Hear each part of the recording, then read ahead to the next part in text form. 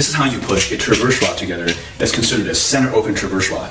These tracks usually have a few components. The first component that you need to know about is the body of the track itself. And then you also have these masters they call a male master and a female master, and these two go over one another. You also have the chord in the track, as well as you have the carriers that carry the drapes back and forth. You also have these tension pulleys, which what the chord goes through. Now, in addition to those, you have these brackets. There are two different types of brackets. This is what they call the end brackets, and these are drop-in brackets. And the way they work is very simple. All they do, the track gets dropped in here, and then right here, it gets mounted to the wall. Now, your center bracket, however, is a different type of a bracket, and the way this one works is just clips over the rod, and it gets snapped onto the rod, and this is also where it gets mounted into the wall. Now that we have those, we also have what is called a tension pulley. This tension pulley is there for the cord, and it keeps the cord in place and keeps it tight. There is just one more step I need to share with you before mounting these, and that is how to go about adjusting the cord on the masters. So this is how you go about adjusting the chord on the masters and making sure that both masters, the female and the male master, meet in the center. It's really simple. The first thing you want to do is just mark the center of the track, which is what I have done. Now, I'm going to go ahead and put my center bracket onto the rod. I'm just going to simply snap it on there so that I have a place that I know this is where I want my masters to meet.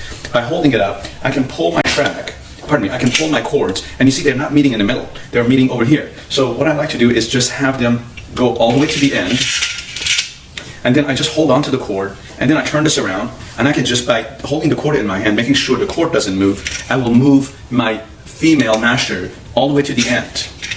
Once I've got it all the way to the end, there's a cord loop right here, and there's a little groove on the back of this. So what I do is I just simply pull this cord out like this, and then I throw it over this little groove that I've got back here. And I go ahead and just snap on the cord a little bit to make sure that it's tight. Now that I've adjusted it all the way to the end, that means it's going to meet in the center. So here it is. Since you're now they're meeting in the center, they are overlapping one another. We made it so I'm going to go ahead and show you how to go about mounting it. All you have to do this is how we go about mounting a traverse rod. And for those of you who are not mounting a traverse rod with this particular bracket, you're welcome to go ahead and skip this section and go to the next section of the video. So what we like to start with is that we always like to start with our center bracket. This is after measuring the center of your window. We like to have you go ahead and put this up. So how you go about measuring this is that you measure your drapery length and find out what your drapery length is. You add half an inch to it so that keeps it off the ground and not having it touching the floor. And then that's where the top of this is going to go. In this particular case, this just happens to be right above the window frame. So I'm going to ask our installer to go ahead and put this out first.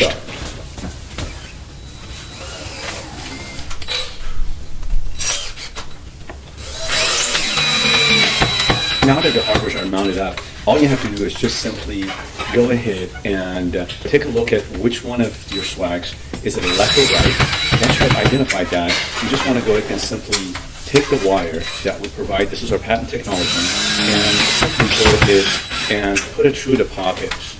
Now that we've got the center bracket up, what I like to do is I like to also make sure that the center of the rod is marked. So I have went ahead and done this already by just putting a pencil mark on there, and this is where the two masters meet, right in the center. That's where that mark is going to go. So I'm going to go ahead and have our installer go ahead and just snap it up there.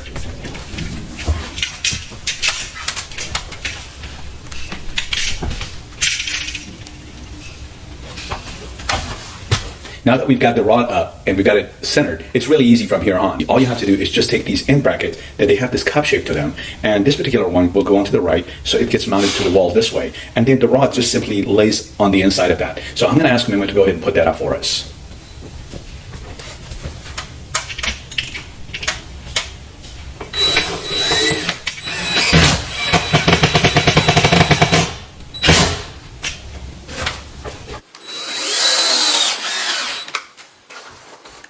So the next step is to just go ahead and make sure that the pulley is put on the cord, and then we're going to go ahead and adjust the cord. So all you have to do is just simply go ahead and put the cord through the side of this little pulley. You see this pulley has this little groove on the side. It's not completely closed. It has this little opening. So all I do is just simply take the cord and slip it right through the side, and it will fall right inside of there and goes around the pulley. Now all we're going to do is we're just going to go ahead and mount this pulley onto the baseboard.